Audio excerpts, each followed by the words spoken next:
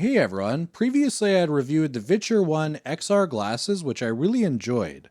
But now Viture has released a new product called the Viture 1 Pro, which brings a number of improvements and features. Aside from the new glasses, there's also some new accessories that we're going to take a look at. There's the new mobile dock, there's the glasses themselves, obviously, as well as a neckband accessory. And another accessory not included in the last clip is the Viture 1 partnership with 8BitDo, where they brought this pretty slick looking control that we're going to take a look at. A special thank you to Viture for providing the products for me to test out for you guys. Without any further delay, let's dive into it. We'll start off first by unboxing the devices. So the first one we'll take a look at is the glasses. So the box is pretty neat. You just pull it apart like this and you can see your instructions on the left and the right, and more visual instructions on the front. You can also scan the QR code if you want to see more instructions. Aside from the instructions, the first thing that you see is actually the glasses themselves, and this is the hard shell case which protects the glasses. But we're going to set those aside for now and carry on. So underneath the glasses case, we have another box that has the nose clips as well as an anti-clip hair cover. I definitely recommend checking out the different nose sizes. I had to play around with figuring out which one was the best fit for me, so I strongly recommend doing that for the best experience. Now we'll take a look at the glasses themselves. So once we open up the case, you can see that the glasses just fit right at the bottom. And then at the top here, we have a magnetic flap that holds the USB-C cord. This is that magnetic attachment that attaches to the glasses. And now finally, we'll take our first look at the glasses themselves. So they look identical to last year's, except an orange logo in the corner. As well, it doesn't have the gray accents that it did last year. I actually kind of like this look a little bit better. Next, we'll unbox the neckband accessory. This accessory is pretty cool. It runs Android and you can use it as a standalone device with the glasses.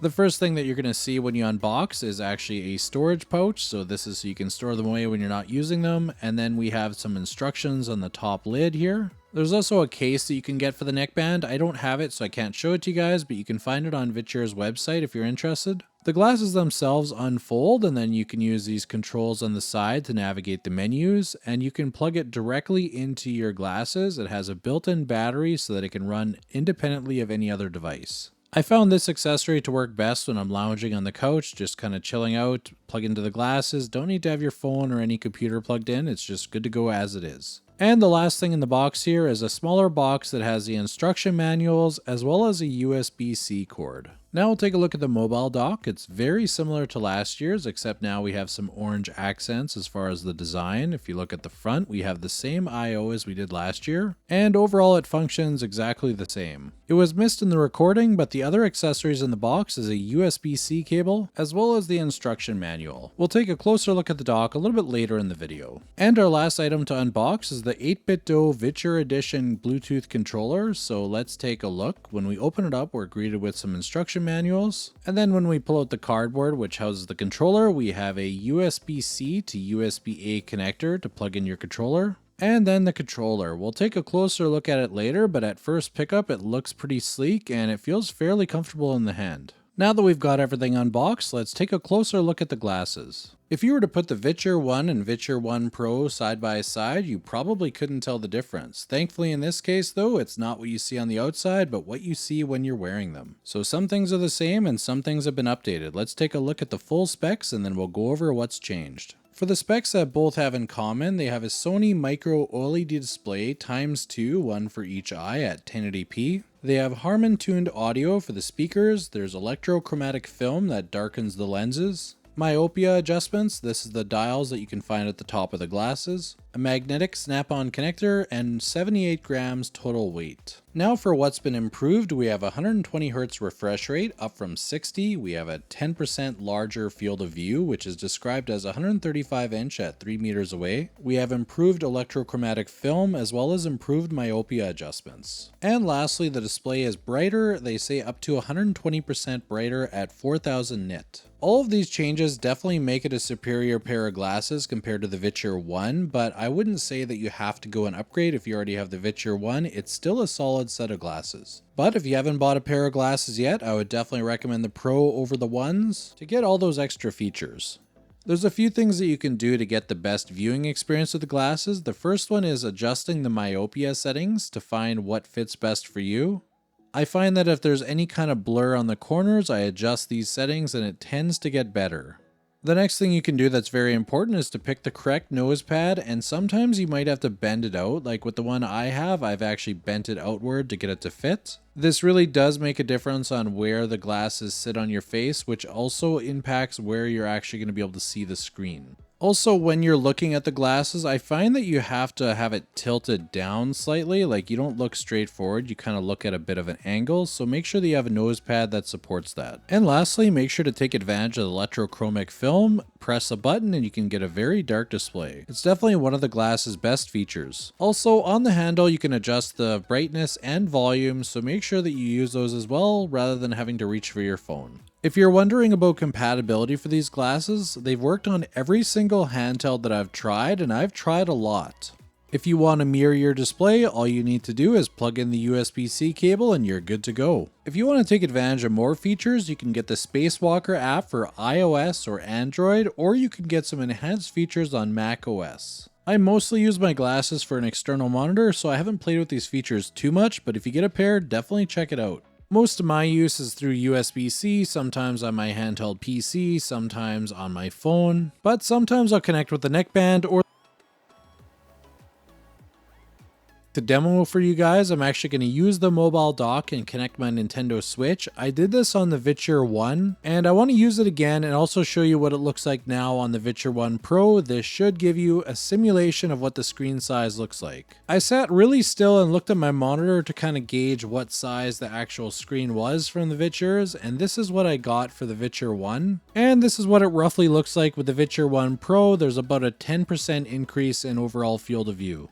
Aside from the field of view changes, there was another improvement to the clarity on the corners, so I'm exaggerating it a little bit on this video. You can take a look at the corners, you can see that they're kind of blurry. The Viture 1 didn't have this issue too apparent, but it was something that I did notice on occasion. However, now on the Viture 1 Pro, I did notice that this issue seems to be gone. I think it's largely due to the increased myopia adjustments, so I haven't really had this issue on the new Pros. Thankfully now, with the screen being more in focus, it does feel a little bit closer to playing on a monitor or on a TV. And if you have the mobile dock, you can connect any accessory that you could to a TV, whether it be a PlayStation 5, an Xbox Series X, or even a Nintendo Switch. Or sometimes what I'll do is I'll connect it to my eGPU and use the glasses like an external monitor. So if you want to expand the use cases for your Viture 1 Pro, definitely check out the dock. It's a great way to connect pretty much anything you want to the glasses. And a nice added feature is you can also connect your glasses as well as a friend's. And new to the new dock is it'll work with Nreal glasses and any other AR glasses you try. I'll leave a link in the video description to their website where you can learn more.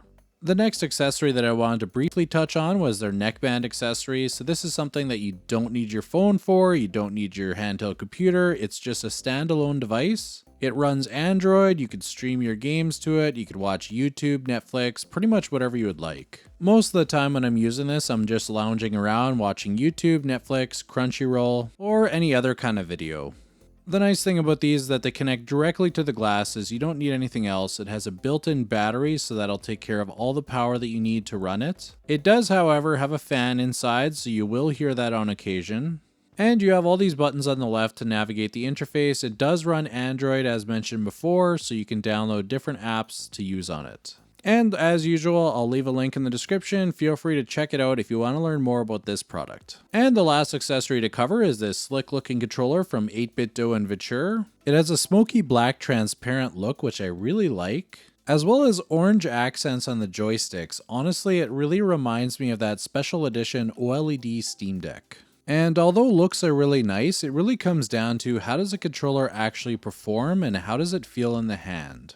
I will say at first pickup, the controller does feel quite premium. The joysticks feel very similar to an Xbox controller, as well it has the same layout. The D-pad felt a little bit tight. It kind of reminds me of an SNES controller a little bit. The bumpers feel fine, and the triggers are more button presses rather than analog triggers, so just keep that in mind that it's probably not going to be the best for racing. Overall, the controller is fairly nice, and they're not asking too much, so I would definitely say it's worth it. Now that we've had a chance to take a look at some of the accessories as well as the glasses that Viture sent out, I wanted to share what my thoughts are specifically on the Viture 1 Pro glasses. As usual, we're going to cover what I like and what I don't like. So let's start off first with what I like about the glasses. The first thing that I like is the nice clear screen. It's an improvement over last year's model. Next, I really like that magnetic cord. I tend to be a little bit clumsy with my cords. Sometimes I get hooked on things and I have damaged cords in the past, so it's nice that it can just pull off. I also like the larger field of view with these glasses. The field of view isn't always very large, so the larger they can be, the better.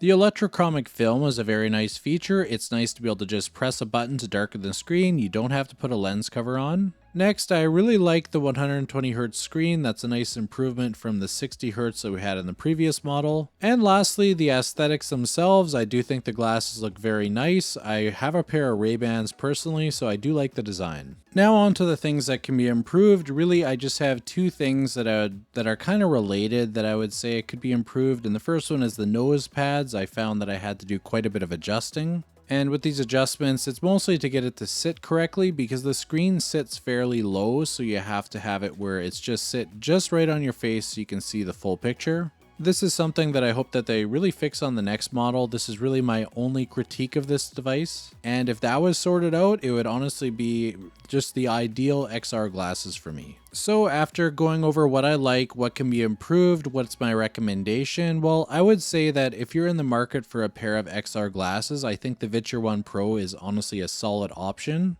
I have some experience with Nreal, or I guess now it's Xreal. I have some experience with the Legion Go glasses. I have not tried any of the Rokid glasses, but out of the glasses that I've tried, I would say that the Viture One Pro is currently my favorite and the one that I find the most usable. But don't just take my word for it. Check the website, do a little bit of research, see which one you think is going to be the best fit for yourself. And of course, check the video description for all the links below. Thanks again to Viture for providing the items for me to test out for you guys and to share my opinions on it. I hope that you guys enjoyed this video and thank you for watching.